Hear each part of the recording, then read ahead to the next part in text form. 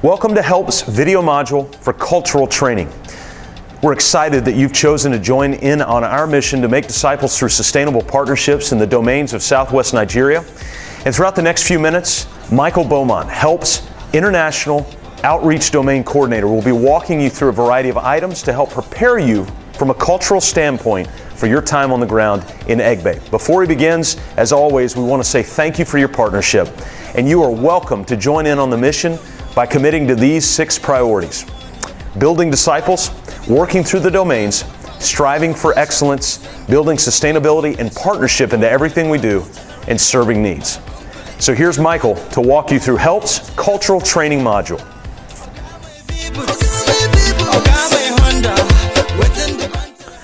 Upon arrival, the team has to go through customs. Now, you can follow the team leader as he or she will be able to answer all the questions and help instruct you. It can be a little bit intimidating, but there's really nothing to be alarmed about. Now, the authorities may even pull the team into a side room to ask more about the boxes and the luggage, but the team leader, once again, will know how to manage the situation. This is very important. In the airport and around banks, never pull out your cameras to take pictures. Anytime you see a military or police officer, you cannot take pictures of them. We recommend that you not even have your camera out in the airport or near banks because it has the potential to be confiscated. Now, we will be implementing a buddy system of sorts for the entire trip. You want to make sure you never ever wander off without someone from the team knowing about it. You don't necessarily always have to be with somebody, but someone with the team must know where you are at all times. Never during the trip are you permitted to wander around at night. Now, the first night that we get there, we'll be staying in the Catholic guest house. There's air conditioning all night long, which is wonderful. There's hot water for showers, and we're going to eat dinner there. It's a very safe location. It's just outside of Abuja. It's not too far away from the airport. From there, we'll be driving. The next morning, you'll be taking about a 6 to 7 hour ride to Egbe. Now, the road is mostly paved, but the drivers are a little bit crazy with their passing. It's very fast, and their speeds in which they're very comfortable with, especially as we're leaving the city. Now, our drivers are very careful and very safe. It's the other drivers that we want to make sure that we're careful with. You might want to bring some Dramamine or some form of medication if you get car sickness at all. About 2 to 3 hours into this initial drive, the roads are very rough with many potholes, and the drive will be going slow, but you'll be doing a lot of back and forth swerving in order to miss the potholes. There'll be a lot of bouncing, so make sure that you're prepared.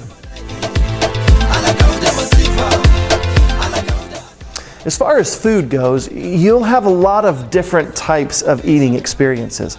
Most of what we eat will be pounded yam of sorts, kind of like a ball of breaded dough that might be served.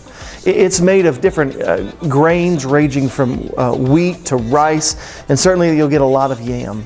Now, you take that doughy substance and you dip it into the stews that are served along with it. And the most common stew that you'll see is a red stew. It's a combination of some hot chili peppers, some onions, some tomatoes, and some palm oil. Now, the cooks tend to tone down the spice level because they know Americans aren't always a fan of spicy foods. They also have some okra stew, which is made of oil and okra.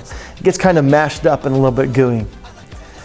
You're going to eat a ton of rice. You'll eat rice with beans, you'll eat rice with red stew, you'll eat jollof rice, which is rice mixed with some palm oil and some vegetables. Most mornings for breakfast, you're going to have eggs and some amazing fresh bread, maybe some French toast. Now, many people like to bring small bottles of peanut butter with them or some syrup, and that's fine. It's good to coordinate with your team leader and everyone else on your team to see who's bringing what, and make sure you're not bringing too much of one thing and you can share on others. Now, a lot of the fruit that you'll get is certainly available during the seasons that you're there, but you'll taste some amazing mangoes and pineapples, oranges, plantains, and bananas. Those are the most common. Meat consists mostly of fish, but your team from time to time will also be able to have some beef and some chicken as well. Now, because the food is so different, many people do experience some mild stomach upset. We will really recommend that you bring some Imodium, some Pepto, definitely some Rolaids, some of those types of medicines. Prescription medicines as well that might help with diarrhea are very strongly suggested. One thing that is crucially important, you never ever drink water while you're there. Don't brush your teeth with the water. Don't drink the water when you're in the shower. You do not use their water at all. You'll have plenty of bottled water that will be provided. It's filtered water the entire time that you're there. Free education and free medication. Once you're at the care center, the kids will be extremely respectful and well behaved. However, sometimes they can be shy and it may take a day or two to warm up to them. We encourage you to make sure during the meal times that you purposefully sit with the kids. Don't be afraid to ask them questions. Get to know them.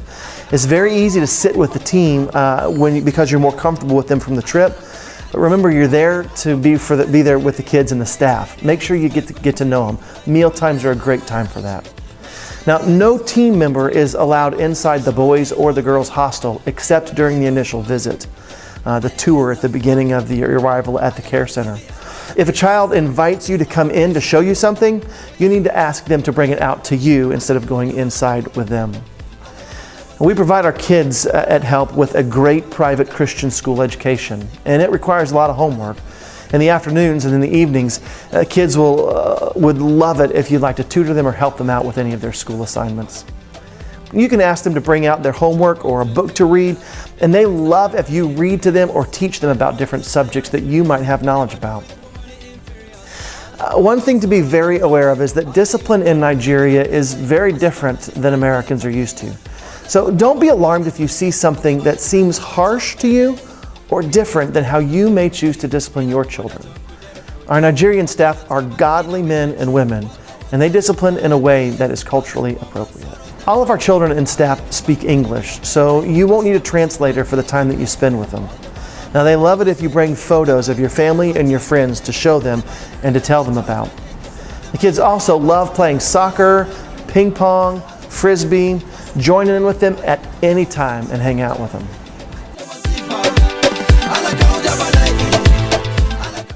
And when you go out to the Fulani camps, one of the main ways that the Fulani and other tribes show hospitality is through food. Oftentimes they serve raw cow's milk straight from the cow, and other types of meat and food that is more unique than what you will have maybe had at the other camps. When you're served Fulani food, it's very important to make sure to taste at least a little of what they serve you. Never, ever make a face, even if you don't like it. You don't have to eat a lot, but be respectful and smile, even if it doesn't taste very good. Now, when you're at the camps, don't expect to sleep very well that night. You'll be in a hot hut that they've built or out in the brush or under the stars or possibly in a tent. And the women get up very early the next morning to start doing their work, and the men often sit around and talk. In general, women do not greet a Fulani man or look him in the eyes. Women are not to talk to any Fulani man, but there are some who will come up to you and they'll greet you, and when they do, it's perfectly fine to interact with them. Always ask the trip leader or a Nigerian help staff if you're not sure what to do. Now, using the bathrooms, well, that kind of happens anywhere and everywhere. Now, there will not be bathrooms at the camps when you go to visit, but the Fulani there can show you where the designated areas are for you to be able to go to the bathroom out in the open fields. You may want to make sure that you have your own toilet paper with you when you go.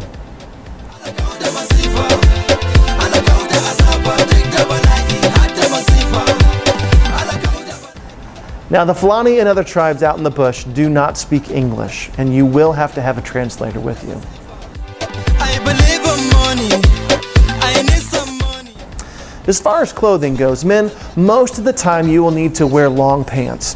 If you're in the Fulani camps, you must always have long pants on. Now, in the guest house or in the care center, you can wear longer shorts, and t-shirts are fine. But men, we specifically ask out of respect for the culture that guys do not wear any earrings. Ladies, you must always have a skirt on that is calf length or longer. We would appreciate it if you're comfortable to not wear any skirts that are above the knee. Now, a modest t-shirt is important. You don't want it to be too low. We don't want to see any cleavage, and it can't be too tight. Make sure you bring a bandana or scarves or head wraps for when you're out in Okeechobee, the Fulani camps, or around the Muslims. You can bring pants or long shorts for when you're hanging out in the guest house with the missionaries. That's perfectly fine. Now, for everyone, some long-sleeved shirts and a coat, especially if you're going in the rainy season, is definitely going to be helpful. The rainy season is typically our summer months. As far as shoes go, sandals and tennis shoes, they're really all you're going to need. And when it comes to greeting, folks, it's really just as important there as it is here. The most common greeting for every tribe is good morning, good afternoon, and good evening. Now, the Fulani are a lot more reserved, and you'll notice that they're quieter in general. They may come across as a little bit shy, but they're very friendly, and they're always very happy to meet you. The Yoruba are very talkative and very friendly. They speak English, at least most of them, and you can expect them to give you a hug and to show you a lot of enthusiasm.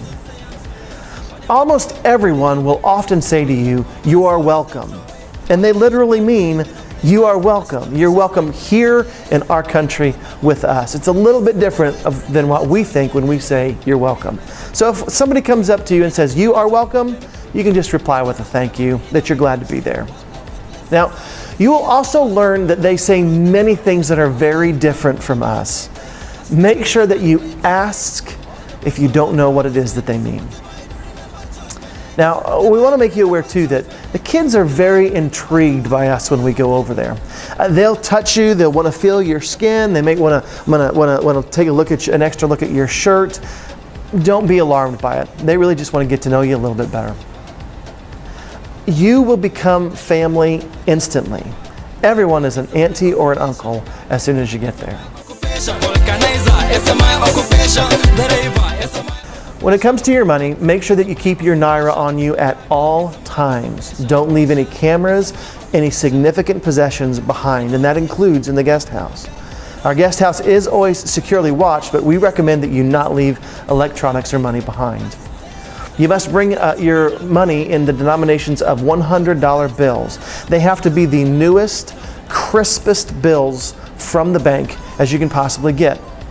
Simply walk into your bank, let them know that you're doing international travel. You need the newest, crispest $100 bills that they can give you. If you are only going to be there for 1 or 2 weeks, you probably won't need more than $100, maybe $200, depending on how many souvenirs you plan to buy. You can get a Nigerian outfit there for about 15 to 20 bucks. Help will offer you some souvenirs that you can purchase, but they're not very expensive at all. A couple of miscellaneous things to mention. One is no riding on the motorcycle. Sorry. One of the most common ways that Nigerians suffer significant injuries or even fatalities is getting hurt from riding on the back of a motorcycle.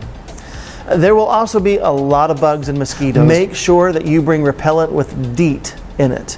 Lots of mosquito relief spray and anti-itch lotion. And certainly you'll be filled up with antibiotics that your doctor will prescribe for you. Never, under any circumstance, go swimming in any of the water for any reason. The ponds and lakes are very dangerous places for parasites. Now, Nigerians love it when Americans dance, whether you can dance or not. Dancing is a great way for you to participate in the culture. As far as the gift policy goes, team members are not permitted to give any gifts to staff or specific children. It helps to avoid jealousy and contention. We ask that you talk with your team leader if you desire to give a specific item to someone. Our staff is aware that they are not allowed to ask for money or gifts from any team members. If you're approached by a help staff member for money or gifts, please let your team leader know immediately. People free education and free medication, but no occupation. It is only separation that leads to my aggression, my frustration. Oh God, have mercy to our people.